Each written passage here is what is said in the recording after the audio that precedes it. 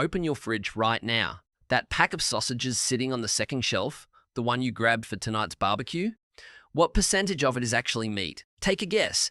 90%? 80%? By Australian law, a product can legally be called a sausage while containing as little as 50% meat. That's the legal minimum, not a scandal, not a loophole. The actual line drawn by food standards, Australia and New Zealand. The other half can be water, fat, cereal binders, and additives. And it still gets to sit on the shelf wearing the same name as the sausage your grandfather used to grill. And here's the part that should really bother you. Watch what happens to a cheap pack of snags on a hot barbecue plate. They shrink. They shrivel. They leave behind a pool of pale, cloudy liquid that hisses and spits before it burns off. That's not fat rendering out. A huge portion of that puddle is water. Water that was pumped into the sausage during manufacturing, held in place by binders, and sold to you at meat prices per kilogram. So today, we're pulling apart the sausages sitting in supermarket fridges across the country. We're going aisle by aisle, Woolworths, Coles, Aldi, to find out which sausages are genuinely worth your money, which ones are quietly built on filler, and which single ingredient on the label tells you everything you need to know before you even open the pack. By the end of this, you'll never look at a sausage the same way again. And you'll know exactly what to check next time you're standing in front of that fridge. Before we start naming names, we need to understand what a sausage is actually supposed to be. Strip it back to its origins, and a sausage is one of the oldest food preservation inventions humans ever came up with. Whole cuts of meat, hand-chopped or coarsely minced, seasoned with herbs and salt, packed into a natural casing made from animal intestine, and that's it. No stabilizers, no moisture retention agents, no ingredient list longer than what you'd find in a home kitchen. Our butcher, a century ago, was working with roughly 3 or 4 components: meat, fat, seasoning, casing. Compare that to what rolls off a modern manufacturing line. Instead of a butcher's knife, you've got industrial mincers, brine injectors, and extrusion machines capable of producing thousands of identical sausages an hour. And to hit that speed, at that price point, manufacturers lean on a toolkit of additives most shoppers have never heard of and would never think to look for. This isn't automatically sinister. Food regulation in Australia is genuinely strict, and every additive permitted in a sausage has to be listed in Schedule 15 of the Food Standards Code. Nothing about this is secret or illegal.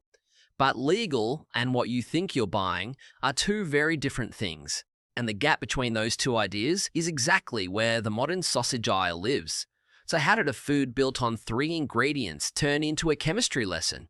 To answer that, we need to go inside the actual manufacturing process, because once you understand how a cheap sausage is built, you'll never read a supermarket label the same way again. Here's the uncomfortable truth about a lot of budget sausages. The texture holding them together isn't really about the meat. It's about water management. Cheap cuts of meat and trimmings don't naturally hold much moisture on their own. Some manufacturers add phosphate-based binders, compounds that act like a sponge, letting the meat matrix soak up and lock in extra water that would otherwise cook straight out. The result is a sausage that looks plump and generous in the pack, but a portion of that weight and a portion of what you paid per kilogram is water wearing a meat costume. Then there's the filler layer. Rusk, breadcrumb, rice flour, or soy protein gets folded through the mix to bulk out the volume and give the product a firmer bite once it's cooked. None of this is hidden. It's sitting right there in the ingredient list, usually a few lines down, in smaller text than the hero image of fresh herbs on the front of the pack. But most of us are reading the picture on the box, not the fine print underneath it. And then there's the smell and the color. Genuinely low-grade fat can turn slightly rancid before it even reaches the mixing vat, so smoke flavorings and color additives get layered in to mask it, giving you that familiar barbecue aroma and rosy pink hue regardless of what the underlying meat actually tasted like on its own. None of these ingredients are illegal. Every one of them is permitted, regulated, and tested. But stack enough of them together and you get a product that technically meets the legal definition of a sausage, while barely resembling the one your grandfather made. So the real question isn't, is this legal? It's, how far past that 50% legal minimum is the sausage actually sitting? And the only way to answer that is to start checking labels, starting with the biggest supermarket in the country. Woolworths controls more grocery shelf space in Australia than almost anyone else, which means its house brand sausages end up in more fridges and on more barbecues than any other single product line in the country. The packaging plays it smart. Sprigs of herbs printed across the front, warm, rustic fonts. Words like classic and traditional, doing a lot of emotional heavy lifting. It's designed to feel like the sausage your local butcher would make. Reassuring, homely, familiar. Affiliate the pack over, though, and the story gets more complicated. Budget lines across the major chains routinely sit close to that legal floor of 50% meat content, padded out with cereal binder and water retention additives to bulk up the volume without bulking up the price. That's not a Woolworths-specific conspiracy. It's the standard economics of manufacturing a sausage that needs to sell for a few dollars a pack while still turning a profit. But it does mean that a shelfer grabbing the classic line off the shelf, trusting the front-of-pack imagery, is often paying meat-adjacent prices for a product that's roughly half filler and moisture by weight. You'll notice it on the grill before you notice it on the label. Budget sausages tend to blister and split their casings faster than premium ones because the internal pressure from trapped water builds up quicker than the fat renders. What's left afterwards is a shrunken, curled sausage sitting in its own puddle. Visual proof of exactly how much of that pack's weight was never meat to begin with. Here's the thing though, if you assume the store's cheapest option was the worst offender and the mid-tier premium style packaging automatically meant something better, you're about to be disappointed. Because Woolworths isn't alone in this game, and the next chain we're stepping into plays it with just as much polish. Coles' house brand sausages lean hard into butcher-style language, rustic fonts, artisanal-sounding names, the visual grammar of a product made by hand rather than on a production line. Here's a real data point worth sitting with. An independent breakdown of a Coles beef sausage nutrition panel found the product listed 72% Australian beef, which sounds solid on paper, well above the legal floor. But that same panel showed a total fat content of 20.8%, with roughly 95% of that fat saturated. For comparison, a butcher working with genuinely lean, well-trimmed beef mince typically sits closer to 11 to 14% fat. Fast food grade trim, the cheaper end of the market, tends to run higher, closer to 18 to 20%.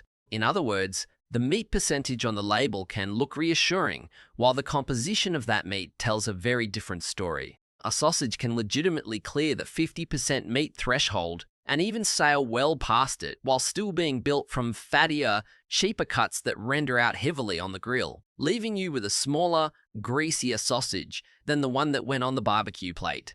This is the trap that meat percentage marketing sets for shoppers. We've been trained to look for one number, the percentage of meat, and assume higher automatically means better. But percentage of meat says nothing about the quality of that meat. A sausage stuffed full of fatty trim can technically outperform a leaner, better balanced product on paper, while delivering a worse eating experience and a less favorable nutritional profile on your plate. So if meat percentage alone isn't the full picture and the packaging design can't be trusted either, where does that leave the budget shopper trying to stretch a grocery bill?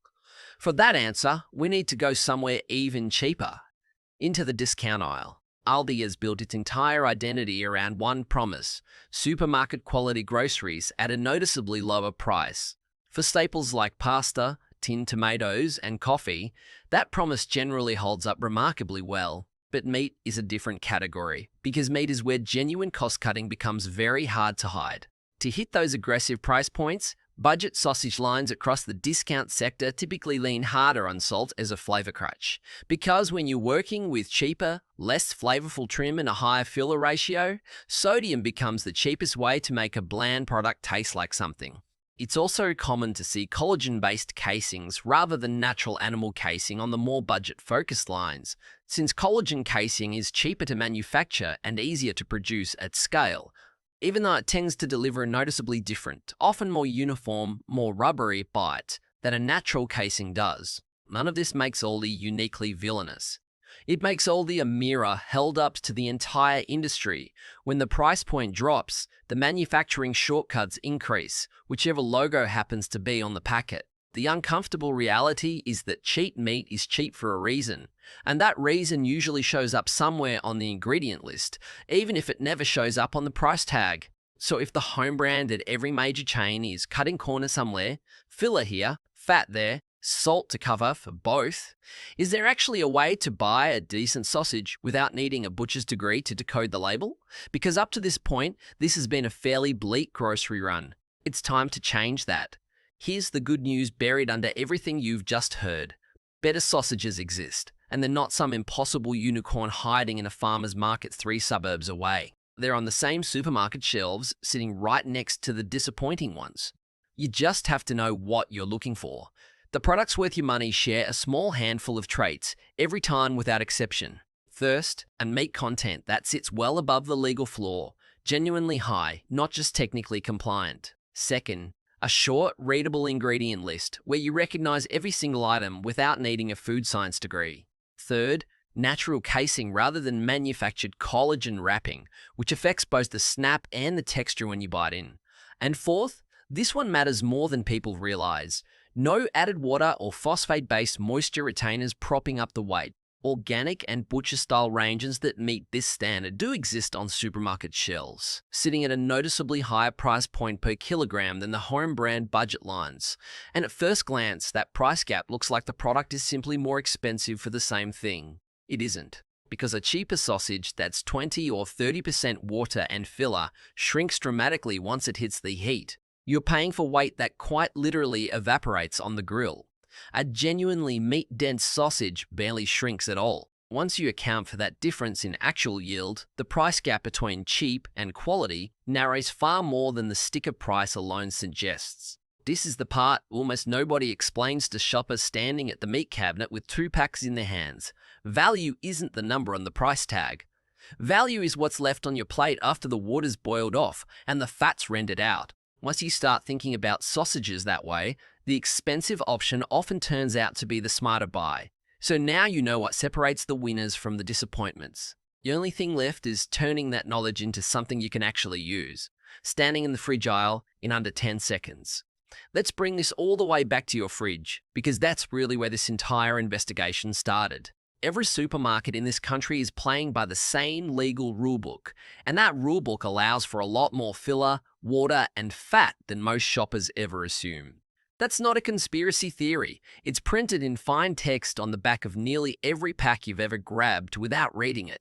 The good news is that once you know what to look for, decoding it takes seconds, not a degree in food science. So here are 4 rules to carry with you on your next grocery run. Check the meat percentage first, and treat anything sitting near that 50% legal minimum as a genuine budget product, not a value discovery. Scan for cereal fillers like rusk, breadcrumb, or rice flour high up in the ingredient list. The higher an ingredient sits, the more of it is actually in the product. Look at the casing. Natural casing behaves and tastes differently to manufactured collagen wrapping, and the ingredient list will tell you which one you're getting before you ever pick up the pack. Ignore the packaging entirely. Rustic fonts, herb illustrations, and words like classic or traditional are marketing decisions, not nutritional information. The only part of the pack that's legally required to tell you the truth is the ingredient list, so that's the only part worth reading. A sausage isn't a complicated food. It never needed to be. But somewhere between the butcher's counter and the supermarket freezer, a 3-ingredient staple turned into a label you need a strategy to read. Now you've got one. Next time you're standing in that aisle, you won't be guessing. Check your own fridge tonight. And if what you find surprises you, you already know exactly what to do about it.